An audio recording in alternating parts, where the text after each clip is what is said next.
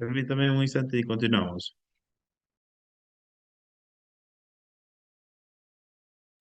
Está bien, doctor.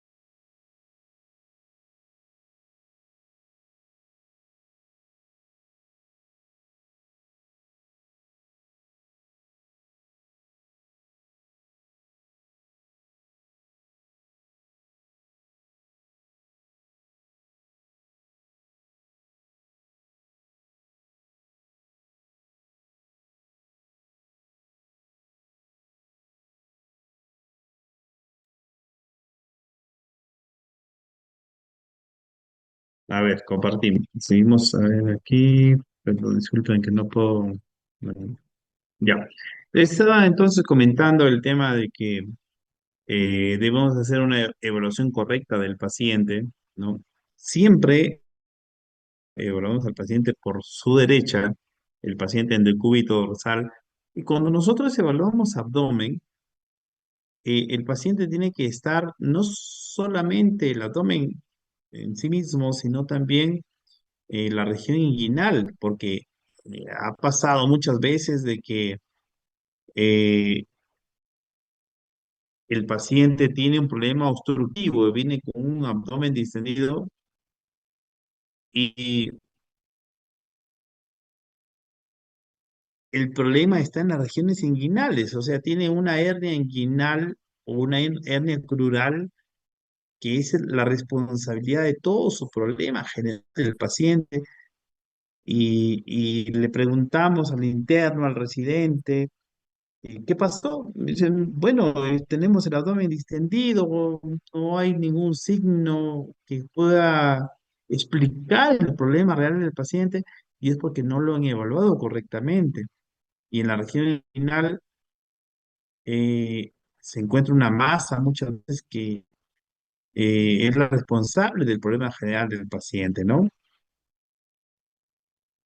Una vez que ya hemos evaluado correctamente, hacemos un plan de trabajo. De manera general, a todos le pedimos un prequirúrgico, un perfil hematológico donde está el hemograma, su hemoglobina, su hematocrito, sus plaquetas, un perfil de coagulación donde está su tiempo de coagulación de sangría, su tiempo de protombrina y su INR. Bioquímico, le ponemos glucosa, urea, creatinina, pero ojo al detalle. Si estamos frente a un paciente que tiene una patología biliar, es obligatorio pedirle un perfil hepático. ¿Qué incluye el perfil hepático? Transaminasas, proteínas, eh, fosfatasa alcalina, gamma glutamil transferasa, sus bilirrubinas totales y fraccionadas. En algunos pacientes que tienen algún antecedente de repente una neoplasia tiroidea, es importante pedirle cómo están sus hormonas. A todo paciente le pedimos un examen de orina completo. Si son pacientes mayores de 50 años, una radiografía de tórax. Y eso sí, todo paciente se le va a pedir un electrocardiograma. Este examen último forma parte de la evaluación que hace un médico especialista, ya sea en medicina interna, en cardiología, en medicina intensiva, para que le haga su riesgo quirúrgico. Ahí va a evaluar cuál es la posibilidad de daño, de lesión o perjuicio al paciente, ¿no? Es muy importante que le hagan esta evaluación. Nosotros vamos a tener pacientes de urgencia, de emergencia y obviamente pacientes selectivos que vienen por consulta para prepararlos para su cirugía, pero hay una diferencia significativa. El paciente que viene por emergencia muchas veces solamente necesita su riesgo quirúrgico. Sin embargo, los pacientes que vienen por cirugía electiva, aparte de contar con su riesgo quirúrgico, deben ser evaluados por el anestesiólogo, quien hace una evaluación de acuerdo al ASA y otros parámetros más para ver si el paciente va a recibir una anestesia raquídea, una anestesia peridural, general, entre otros, ¿no?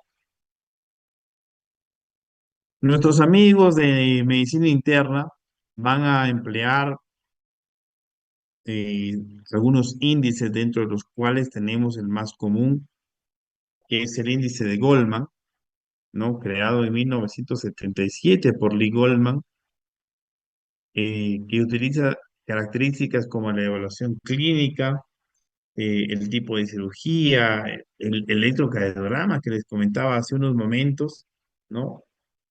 Y que de acuerdo a eso va a dar una puntuación determinada que va a clasificar a los pacientes de 1 a 4 para determinar si el paciente puede ser intervenido en el hospital donde se encuentra en ese momento, ¿no? Vamos a suponer que tengo una paciente de 70 años, un problema cardíaco, con una peritonitis, que es un riesgo quirúrgico 3. Si yo me encuentro en un hospital como el que yo trabajo, el Hospital Luis Haynes, en un hospital 2-1, donde no tenemos una UCI, un banco de sangre, entonces el hospital tiene que decir, no contamos con los elementos necesarios, por lo cual el paciente tiene que ser referido a un hospital de mayor complejidad, porque no se trata solamente de operarlo, sino de garantizarle al paciente cómo va a ser su transoperatorio, si realmente hay puntos necesarios para asegurar su recuperación.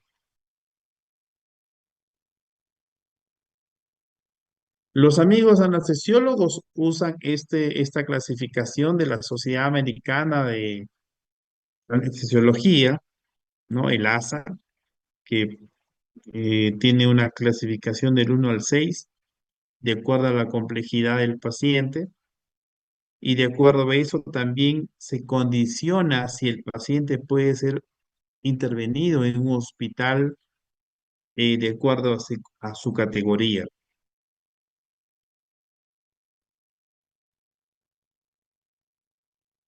Hay varios factores que pueden determinar, ¿no? Las condiciones del paciente, su mal estado previo, su edad avanzada muchas veces condiciona su riesgo quirúrgico, la obesidad sin duda alguna, la cirugía, si se trata de una cirugía de urgencia mucho tiempo y que necesita el paciente una unidad crítica, entonces el paciente debe ser referido. Otro factor muy importante es la experiencia del cirujano. Para eso cada uno de nosotros sigue una curva de aprendizaje. Las complicaciones anestésicas previas, si el paciente ha sido intervenido anteriormente y ha tenido algún problema. Las interacciones con algún anestésico u otro fármaco, alguna alergia. El paciente puede decir, sabe que yo soy alérgico a los AINES o de repente a las penicilinas y hay que tener cuidado de lo que le vamos a administrar.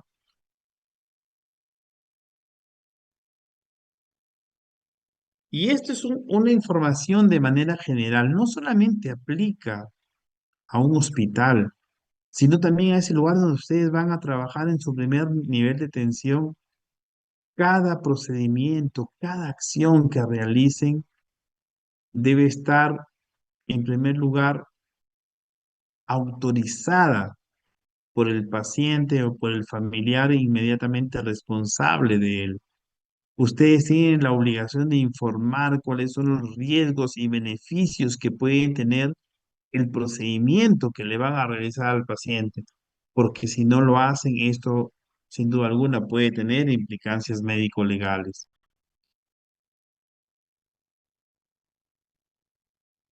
Hablando un poco de los conceptos generales de un paciente que va a ser sometido a una cirugía, y esta información que yo les brindo en este momento no va para el momento en el cual ustedes van a ser médicos generales, sino cuando van a ir a un internado médico y van a ver que aquellos pacientes que van a ser necesitan una profilaxis antibiótica, ¿no? Para prevenir la infección de la herida operatoria. Un paciente que va a entrar a una cirugía puede requerir proteger contra gran negativos, por ejemplo, y usar una cefalosporina de tercera generación como la ceftriaxona, o usar una fluoroquinolona como el ciprofloxacino, o usar un aminoglucósido, una casina u otro elemento que disminuya el riesgo a que el paciente sufra una infección de sitio operatorio. La profilaxis tromboembólica, ¿en qué consiste? Colocar al paciente unas medias o unos vendajes en sus miembros inferiores para evitar que se produzca un émbolo, ¿no? Que pueda provocar una complicación severa. Cuando digo ajustar tratamientos específicos, ¿a qué me refiero? Lo dije hace un momento. Pacientes diabéticos, hipertensos, donde su medicación la deben tomar hasta el último día de su cirugía. Pero diferente es si el paciente usa heparina, warfarina, clopidogrel, entre otros, que sí afectan su perfil de coagulación y que tienen un tiempo mínimo como requisito antes de ser sometido a una cirugía. Todo paciente que va a ser operado debe estar en ayuno. Si se trata de elementos líquidos, mínimo 4 horas y sólidos 6. Sin embargo, algunos re- recomiendan de 6 a 8 horas para tener una garantía mayor de que el paciente no va a tener ninguna complicación. Ustedes cuando sean internos van a ver que en algunos hospitales existe un personal de anestesiología que hace una premedicación. Si el paciente está un poco tenso, porque obviamente para nadie es bonito que te vayan a someter a una cirugía, va a tomar un ansiolítico, un protector gástrico para evitar una úlcera de estrés, ¿no? O darle los medicamentos que el paciente necesita dentro de sus patologías que suelen presentar, ¿no? Por otro lado, hay enfermedades que requieren un manejo más específico, pacientes con patología tiroidea, un feomocromocitoma, o que de repente van a ser sometidos a una resección colónica y que ahí sí el paciente debe ingerir eh, cierta alimentación, algunos medicamentos para ayudar a la evacuación, para que el intestino tenga el menor contenido posible y con eso minimicemos el riesgo de infección. Estos parámetros también se toman en la cirugía bariátrica y otras más. Pasamos ahora a esas prácticas que vamos a tener que van a tener cada uno de ustedes con nosotros, nuestros tutores en la práctica cuando vayamos a sala de operaciones, asepsia y antisepsia. La asepsia es el cuidado, ¿no? A través de una serie de procedimientos que tratan de impedir la llegada de los microorganismos, ¿no? Y para lo cual nosotros cuando llegamos a sala de operaciones nos despojamos de toda nuestra indumentaria. Nos colocamos una indumentaria que nos brindan ahí y los que vamos a participar en el acto quirúrgico tenemos una indumentaria adicional de esa nuestra ropa verde, como es lo usual, o celeste cuando se trata de cirugías en particular como en pacientes con VIH positivo, nuestra cofia, nuestra mascarilla, nuestro protector de calzado, y los que participan directamente en la cirugía con un mandil estéril, ¿no? Todo eso para minimizar los riesgos de la infección del sitio operatorio. Nos lavamos las manos haciendo uso de ciertos elementos como las biguanidas, como los derivados del yodo, pero siempre manteniendo los parámetros que nos dan las organizaciones que rigen esto de lavado de las manos, palma con dorso, interdigital, anterior, posterior. Hay cada uno de estos parámetros en un tiempo determinado que se debe cumplir 3 veces. Esto para minimizar los riesgos de contaminación. Entiéndase, como lo veremos en la próxima clase, de que hay niveles, ¿no?, de contaminación de heridas. Y lo que se trata en este caso es de que sea lo mínimo posible en contaminación. Cuando vemos ya al paciente que va a ser sometido a una intervención, se prepara el área siempre de adentro hacia afuera, nunca se regresa, siempre de adentro hacia afuera, usando los elementos que tengamos a disposición, ¿no? Esto es el procedimiento de antisepsia, ¿no? Con elementos como gasas y sustancias como la clorhexidina, la iodopovidona, el alcohol, como se usaba mucho en la época del COVID.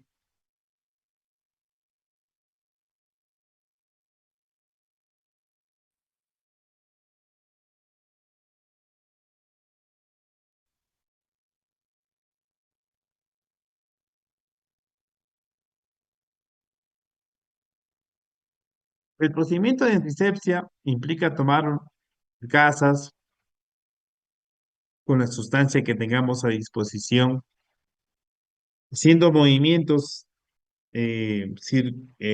circulares alrededor de la zona que vamos a intervenir, siempre de adentro hacia afuera, primero 10 centímetros, luego 20 centímetros, luego invadiendo toda la zona donde vamos a trabajar. Dentro de las soluciones que empleamos tenemos una muy importante hoy en día, que es la clorhexidina. Es una biguanida que actúa alterando la membrana celular de los microorganismos. Vienen dos presentaciones, al 2% y al 4%. El 2% es para nosotros, al 4% es para el material quirúrgico.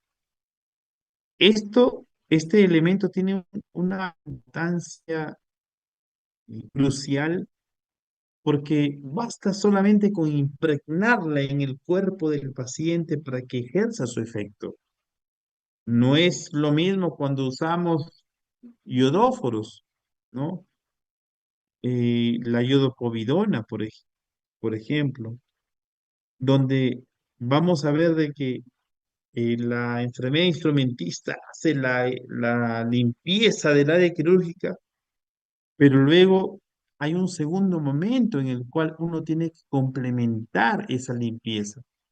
Esa es una desventaja frente a la clorhexidina, que nos da una mejor cobertura, pero sobre todo un tiempo mayor de acción para minimizar los riesgos de la infección del sitio operatorio.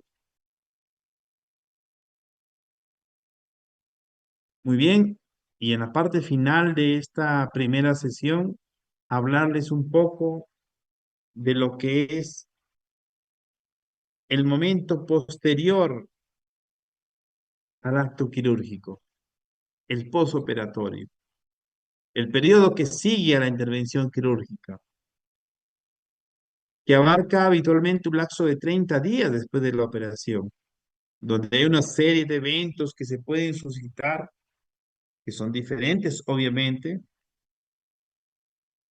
y que vamos a dividir en 3 momentos: el posoperatorio inmediato, mediato y tardío. El posoperatorio inmediato, que es la fase de recuperación inmediata posanestésica, que se inicia desde que el paciente es extubado en caso que haya recibido una anestesia general, ¿no? Y que dura pues unas 12 horas o hasta 72 horas aproximadamente, dependiente mucho del procedimiento. Por lo general, cuando se hace referencia al periodo postoperatorio inmediato, se entiende que abarca de los eventos sucedidos en las primeras 72 horas después que ocurrió el acto quirúrgico. El responsable directamente del paciente, obviamente es su cirujano, ¿no? Que da las indicaciones postoperatorias, que trabaja conjuntamente con el anestesiólogo, porque recuerden que todo paciente que ha sido operado tiene que pasar primero a una unidad, ¿no? De recuperación post-anestésica y luego recién se conducirá hacia su ambiente final para su recuperación posterior. Si un paciente no ha tenido ningún problema, va a tener una monitorización básica, su pulso, su presión arterial, su oxigenación, sus signos vitales de manera general. Pero si un paciente ha estado en una cirugía compleja, de larga data, o que de repente era un diagnóstico que ameritaba un manejo complejo, el paciente requiere su presión venosa central, su presión arterial invasiva, saturación venosa, su capnografía, entre otros. Es muy importante estar pendiente de la herida, de los cambios de la herida. Yo les comento mucho a los chicos cuando van a rotar conmigo, miren la herida, que no bote líquidos, que no esté hinchada, que no cambie de color, que no esté enrojecida, que violácea, porque eso ya nos da indicios de que hay un problema en la herida operatoria. De acuerdo a lo que haya sucedido durante el acto quirúrgico, es probable que el cirujano pida un hemograma, un hematocrito o incluso problemas de coagulación, un PP o algunas enzimas hepáticas si encontró algún hallazgo anómalo en las vías biliares.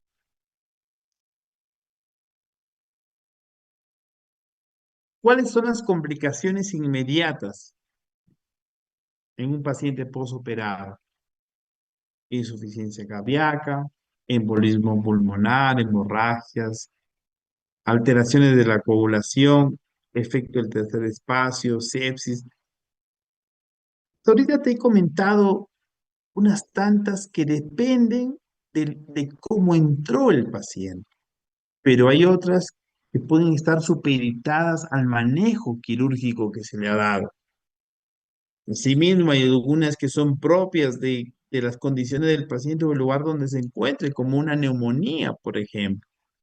Es normal que el paciente tenga dolor, que tenga náuseas, vómitos, pero su condición general puede predisponer a problemas mayores, como por ejemplo una alteración hidroelectrolítica. Y te doy un tip. Mucho cuidado cuando vean ustedes como internos un paciente postoperado que tenga el abdomen distendido y vayan a decir, ah, que hay una obstrucción intestinal. No, eso puede ser un trastorno hidroelectrolítico, una hipocalemia que está generando un hilo paralítico. El postoperatorio inmediato inicia cuando el paciente se ha recuperado del todo de su anestesia y en general se prolonga durante el tiempo que el paciente permanece en su instancia intrahospitalaria, ¿no? Durante este periodo, el paciente debe recuperarse de todas sus funciones básicas, convalecer, deambular, debe ingerir sus alimentos, eliminar flatos, hacer sus deposiciones con normalidad. O sea, están en condiciones adecuadas para que pueda irse de alta. Eso sí, siempre hay que tener una atención especial en la herida, de que no haya ningún cambio. Recuerden, por favor, color, edema, secreciones. Si no hay nada de esos cambios, entonces significa de que va evolucionando correctamente. Algunas complicaciones que puede presentar un paciente en el posoperatorio inmediato, que haya hilio paralítico por un trastorno hidroelectrolítico, una hipocalemia, una dilatación aguda del estómago, alteraciones hidroelectrolíticas, oliguria, anuria, fiebre, trombosis venosa, sí, infección de la herida operatoria. No nos dejemos llevar nunca por una herida que da apariencia, que está normal. Recuerden, para que lo lleven siempre. Una herida operatoria puede infectarse en los primeros 30 días. No se dejen llevar porque vean una herida que aparentemente no tiene ningún signo inflamatorio, ninguna secreción y le digan al paciente, todo está bien. Mucho cuidado. Díganle, siempre debes de estar al pendiente, que tu herida no tenga cambios de color, que tu herida no se inflame y que no elimine secreciones. Si eso tiene, busca atención médica porque probablemente tienes una infección del sitio operatorio. El paciente postoperado inmediato puede eviscerarse, sí, se pueden romper las suturas y las vísceras salir al exterior. Puede haber una embolia pulmonar, una degeneración hepática. Y finalmente, en el postoperatorio tardío, que es la fase convaleciente, ¿sí? Así la podemos llamar. El paciente ya está en su casa, ¿no? Recuperándose plenamente del acto quirúrgico al cual ha sido sometido, pero que igual debe tener cuidado. Yo suelo decirles a los pacientes, por ejemplo, de operados de cirugía convencional o hernias, no me levanten peso. Doctor, ¿por cuánto tiempo? Mínimo 3 meses. Pero como les comentaré en la próxima clase, la cicatrización de nuestro cuerpo puede tomar 2 años aproximadamente. Pero en efectos prácticos, nuestros pacientes mínimo 3 meses no deberán levantar objetos pesados porque si no podrían tener alguna complicación. Una hernia posoperatoria, una hernia en la zona incisional. ¿Cómo se llama eso? Eventración, hernia ventral o hernia incisional, ¿no? Dentro de las complicaciones tardías que podría tener un paciente, pregunta de examen, la primera complicación que genera obstrucción intestinal en pacientes posoperados, bridas y adherencias.